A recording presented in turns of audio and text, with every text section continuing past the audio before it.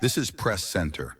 Topic which has to do with the ordeals of Nasir Rufai. And of course, he did grant an interview in one of the television stations. And after that, the NSS had reason, DSS rather, had reason to pick him up. And he is being charged with issues of having tapped the phone lines of the NSS. That's Ribadu. National Security Advisor. Yeah, Security Advisor. And also the corruption charges leveled against him to the tune of billion. So we want to say that this is justice trying to have its cause, or a clamp down on the opposition. A clamp down on the opposition. Actually, I think we have a studio backup to that, but the tune is 432 billion probe. Then he's also standing trial over cyber crime issues and, of course, phone tapping. So would one want to say that it's a case of the federal government trying to keep tap to issues of fighting against corruption, or is it a case of clamp down on the opposition? Well, it's no secret that El-Rufai is one of the major individuals involved in the new coalition to unseat President Tinubu.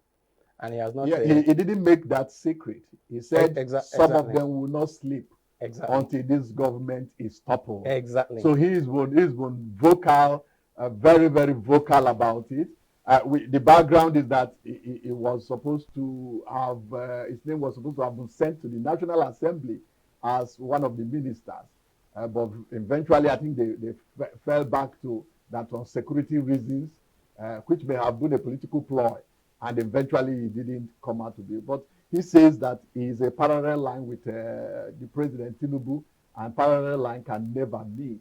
And eventually talked himself into a situation where he was now boxed when he said that they tapped the lines of the National Security Advisor in the person of Nuhu Ribadu. And now, getting to Nigeria at the Nnamdi Azikiwe International Airport in Abuja, there was an attempt to actually pick him up. Those are some of the background. But incidentally, we all do know that he is no longer in the APC. He's now an opinion leader, a frontliner, a force in the ADC. So the question really is, if he were still in APC, could they have remembered and opened the books with respect to what happened when he was the governor of Kaduna State to the tune of 432 billion? Or could his sins have been washed away being a member of the APC? I think I saw a cartoon a few weeks ago where somebody was actually, arrested for corruption. And the cartoon, went further to say that this individual wanted to be hanged, as that is the law that applies for those people found guilty of corruption. And so the cartoon went further to say that I think the hangman was there asking him what is the last wish that he would like to leave behind. Yes, before facing the he said that he wants to be a member of the APC. And the hangman said, you should have said that from the beginning. Please remove the rope from his neck. And then he was set free. His sins are forgiven. His sins are forgiven. And is possibly canonized. Absolutely. He becomes a saint. Absolutely.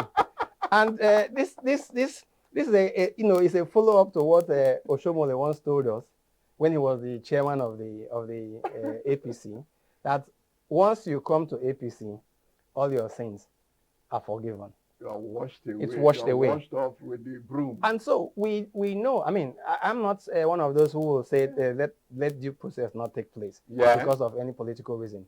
But El-Rufai has been a minister of the Federal Capital Territory, where it's been on record that he has been one of the best, or was one of the best performing ministers when he was at the Federal Capital Territory. Yeah. Well, he was also a governor. One can, debate whether he did well in Kaduna. Yeah. That is left for the people of Kaduna and probably others to judge. And then he was actually penciled down, like you said in your background information, to be a minister. And for whatever reason, that didn't materialize. And then eventually he became an opposition leader and came to ADC. And since then, they have virtually not left him alone. Now, he said something when he came into the airport when he was arrested. You know my address. You know where I live. If I have any question to answer, please invite me to come and answer the question. Why the theater of coming to the national airport, coming like to dramatize the arrest. gangs of gangsters to arrest him? They are trying to send a message to the opposition that we will hunt you, we will follow you, we will arrest you, we will intimidate you until you decide to come over, to our party. Don't forget that also a few weeks ago, Governor Makinde, said it openly that Tinubu and that Wike said that as long as you are not ready, to work for Tinubu, that they are going to, destabilize the party. They are going to hurt the individual, and nothing is going to happen about it. So it didn't have any. So you begin to ask yourself, where are we really heading to in this country? Where political banditry has become actually the order of the day, and nobody is kicking against it. Thank God that Nigerians are speaking out. So not even only that, don't forget, just also recently, that same El Rufai wrote wrote an open letter. Of course, it was published, but also wrote address to the National Security Advisor, asking him to explain why a very, very poisonous substance has been imported into Nigeria.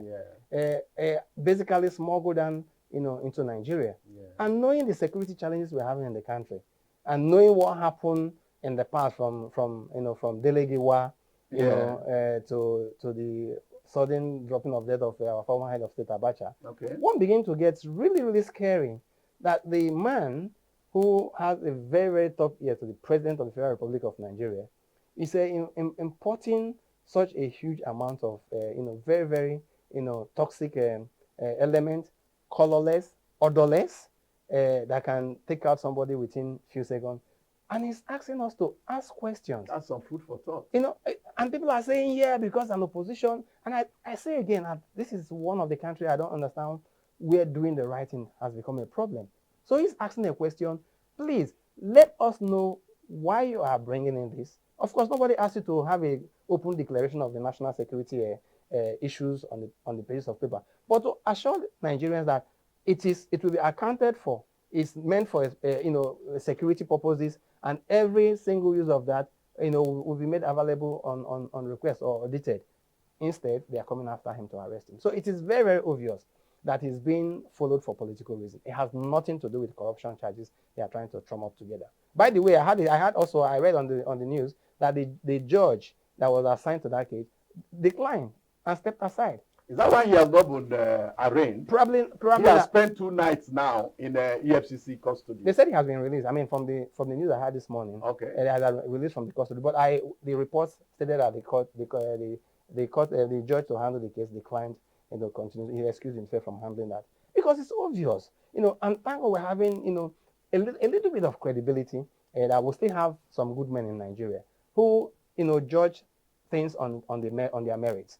And I think we've not had the final reason why he excused himself, but it's obvious that this is a charge, is just a trump-up charge, to pursue opposition. Thank you so very much. We will be taking a break, and when we come back from that break, we shall be looking at when does democracy gradually begin to lose its grip and turn into totalitarianism, or This is Press Center.